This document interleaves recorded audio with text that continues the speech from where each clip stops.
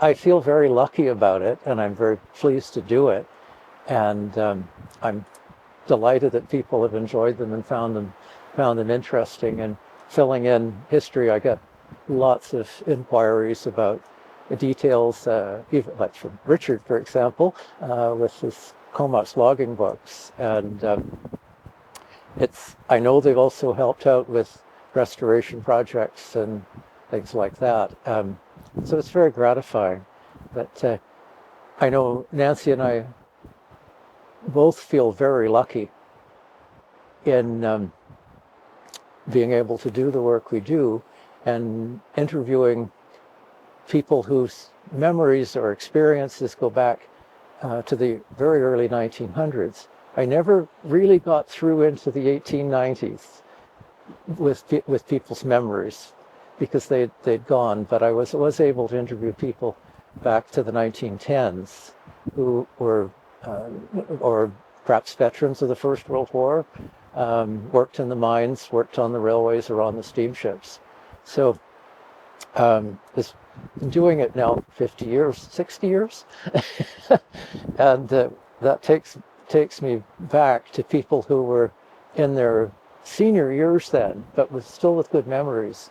And of course, some people happily lived into their 90s, and one of my old friends, Bill Johnston, who worked in the mines, he lived to be 102.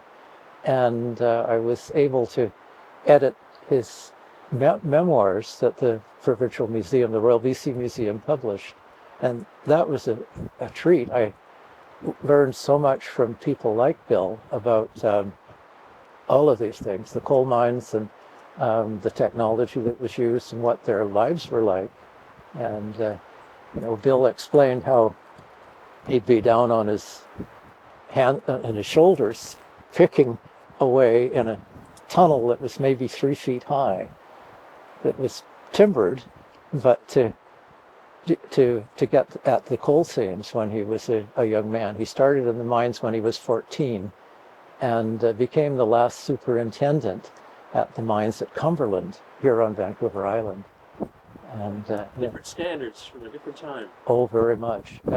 It was for so many of the trades and the professions people had that they would be away from home for long periods of time, or working in what were, by our present standards, pretty dangerous conditions in the woods, and endless hours of hard labor.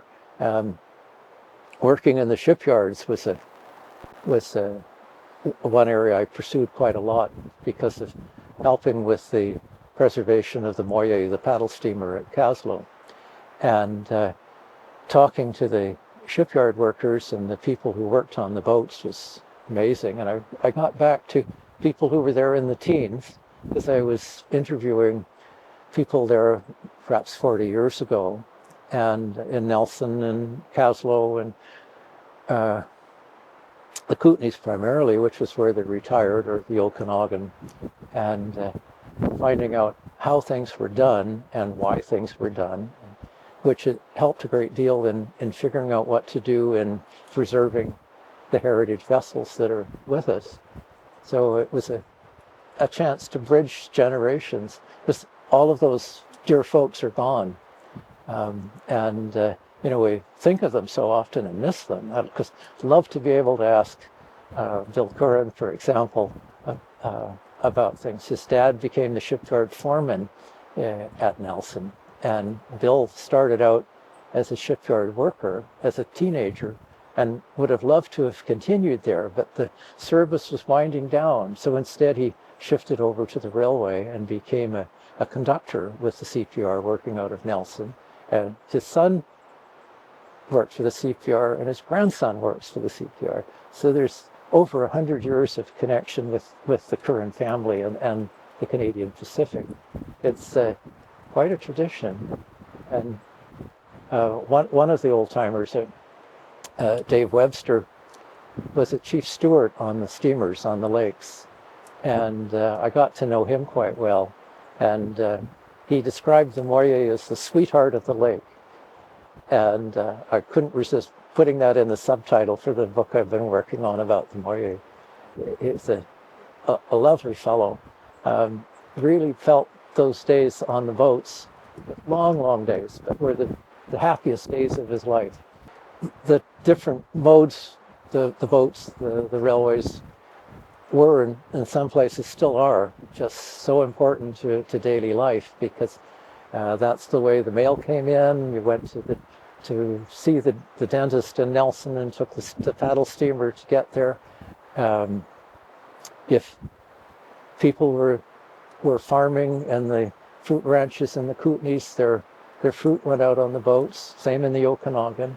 Was that way too on the railway branch lines, and on Vancouver Island as well. That the railway station was one of the centers of the community, and also excursions on the trains and on the boats were really looked forward to with such fun and meeting people. Different fraternal groups and church groups and school groups would have an annual trip on the Moyer or the Sicamous in the Okanagan, or from Victoria go up to Shawnigan Lake on the train for a picnic there, and even companies would hire the trains to take people up. BC Electric did with its employees, and it was a great chance for people just to have fun, because in the early 1900s, especially in 1800s, people didn't have cars, and it was a pretty isolated life much of the time. It also gave young people a chance to meet and talk to young men and young women and make friendships that ultimately led often to people getting married, and very important social events. I had an interesting call and letter, or email and letter, from the mother of one of Nancy's former students, who as a little girl was on the last voyage of the Moyer, and along with her sister. And she remembered some of that, and it sent it to me. And they had a property down on the west arm of Kootenay Lake. And she remembered the boats going by as a little girl and riding on them. And it's very special to catch something like that.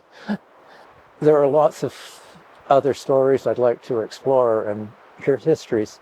I'm working on, well, I'll have a book on the Moyer coming out this summer, or at some point in the next few months.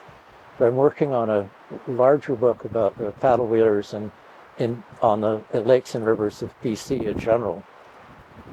And I have 2 more books about the last steam railways around the world that are pretty much ready to go.